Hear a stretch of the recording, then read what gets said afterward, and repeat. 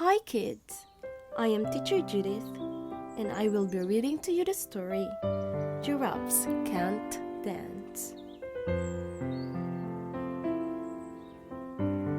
Gerald was a tall giraffe whose neck was long and slim, but his knees were awfully crooked and his legs were rather thin.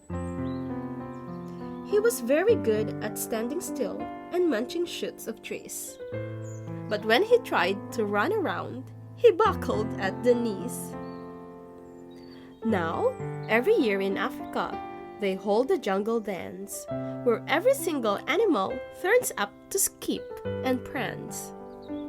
And this year, when the day arrived, poor Gerald felt so sad. Because when it came to dancing, he was really very bad. The warthogs started waltzing, and the rhinos rock and rolled. The lions danced a tango that was elegant and bold. The chimps all did a cha-cha with a very Latin feel, and 8 baboons then teamed up for a splendid Scottish reel. Gerald swallowed bravely as he walked toward on the floor.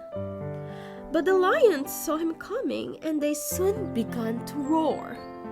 "Hey, look at clumsy Gerald!" The animals all sneered. "Giraffes can dance, you silly fool!" "Oh, Gerald, you're so weird!" Gerald simply froze up.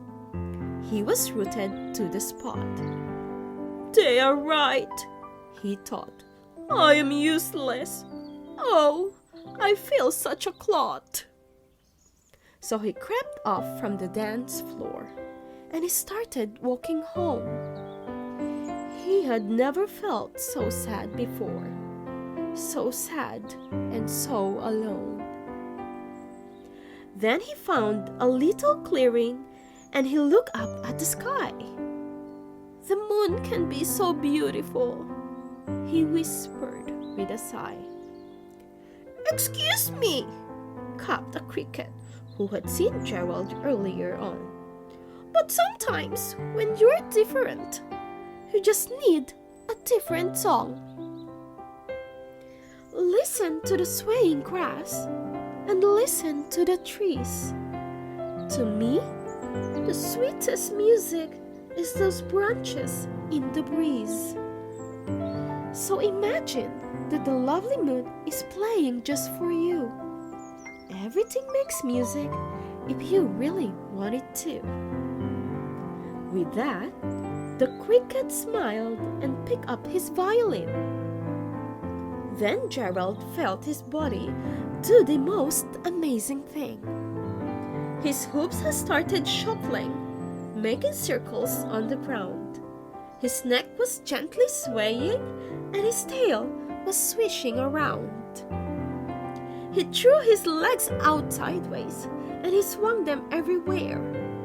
Then he did a backward somersault and leaped up in the air. Gerald felt so wonderful. His mouth was open wide. "I am dancing! Yes, I am dancing! I am dancing!" Gerald cried.